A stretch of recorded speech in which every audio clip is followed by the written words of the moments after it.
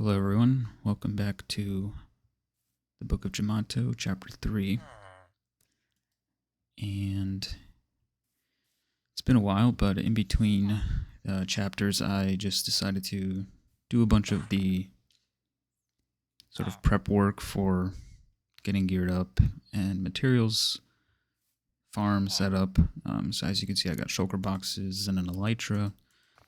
So as you can see from the intro, we have completed another build, and this one is centered around The Wind Rises. I had recently watched that, and there's a scene in the movie that takes place at like an airbase where there's multiple hangars and warehouses and such. So I think what I'm going to do is sort of terraform this area here and try and make it like a pretty flat area, similar to what like an airfield would be like, or an airport. And just build different versions of something like this. Some might be the same, some might be built different, or built out of different materials. Haven't decided completely yet, but I do have one in mind that I'm going to build maybe somewhere over here. I wanted a reddish to kind of like rusty type of color. So as if it was like painted metal and then it started rusting and like shedding the paint near like the bottom just through like weather and everything. So I went with netherrack, mangrove planks, stripped mangrove logs. This is brown concrete powder, dirt, and then jungle planks. So I think that gives it a nice like transition from like a dark red to lighter red and then to brown, to kind of give off that sense that it's been kind of rusting away. There's some copper in here just to kind of help with the red to the brown. Figured orange might be in there somewhere. I didn't put too much of it just because it is like up close, it's very bright. But I think from like a distance, it does help a bit with showing how it kind of comes into the brown. I used tuft walls, different variations of it with some stone to kind of give like a frame to the building. I didn't want it to be just like super flat with no sort of 3D shape to it, so I decided to add like this frame around it. And then for the windows, I decided to do gray stained glass panes, and then inside did regular glass panes. And when you connect them like that, it gives it like a nice framed window look, which I think is nice. So interior is not done, but the idea behind these warehouses that I plan to build is I want to have them be my storage. So in one warehouse, I'd store like all sorts of wood materials. That can include like fences and anything really that's just like made out of wood, scaffolding, ladders, etc. So I think that's what I'm planning to do. And then like another one would be all like stone stuff, and then another one would be like earthy materials, so like grass, dirt, sand, and so on. So I think it's a different approach that I'm taking to storage. I usually will always just have it at one central source, and that kind of keeps you like from expanding out and playing around with different terrains, right? Because you're always going to be near your storage. So I think if you start spreading it out and just having it in different locations, it'll help me expand my building and use more of like the natural terrain.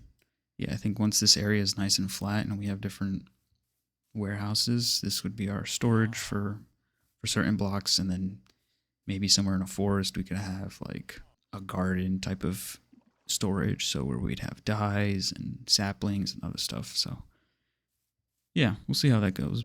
Just recently watched Castle in the Sky, and the main character, I forget his name, but he lived in a small little hut,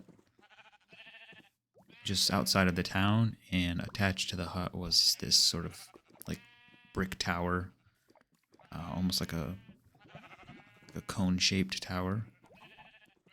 And I'm thinking that I want to put like a lava farm in there and have it sit just in this area here. So we'll move the sheep maybe down over by the wheat farm, and then yeah, we can build that tower here. We'll have a proper place to come and get some lava. So for the lava farm tower, I think what we're going to do is do dripstone, packed mud, and mud bricks. So we'll do something like that.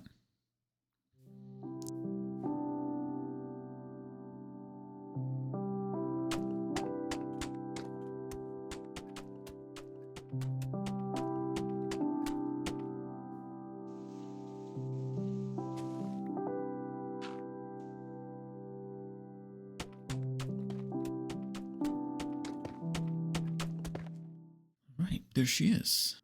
Obviously, it's Minecraft, it's a block game, so you're not going to be able to get those super smooth edges, but I think I did a good job of trying to smooth it out as best I could. I think the walls in the corner there help, especially when you're looking at it from like this angle or this angle. And I did like the flat top here. I didn't want to make it into a tip. But yeah, let's talk about the palette. So I mostly wanted it to be the mud brick. I don't think there is another block in Minecraft that is sort of like this larger. I mean, I guess you could say stone brick and tuft and everything, but at least of like the same sort of color. The regular bricks or nether bricks or anything that's just more on the brown reddish side, or like really tiny bricks. And I thought it wouldn't really make much sense. The brick sizes would change. So yeah, I kind of wanted to keep it mostly just the mud bricks, and then just to add some variety, I added the dripstone blocks and some dirt near the bottom, and then packed mud, which goes nicely with just like as if the bricks had the grout that's in between and kind of just like eroded or blended with the brick. But yeah, overall I like it. Added some windows here, which I think we'll put maybe some scaffolding in. I really do like using scaffolding as windows. Gives it a nice like edge. But I don't know if it's going to look great because I do have a stair here to help with the window kind of look. So maybe I can use a different type of trapdoor. Yeah, so I'm going to connect a small little building here.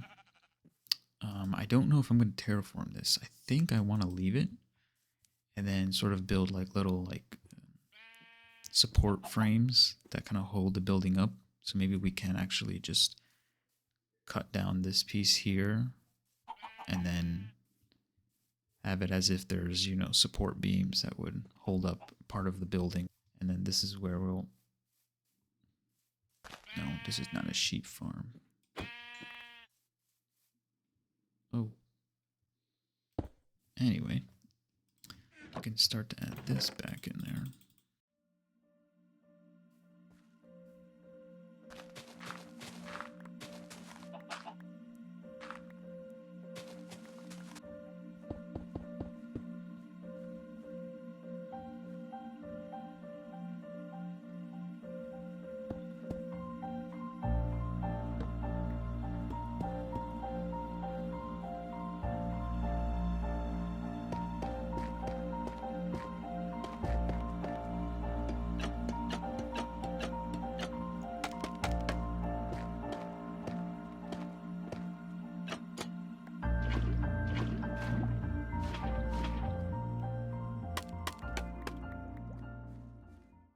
Yeah, then we'll do the same thing for this side, and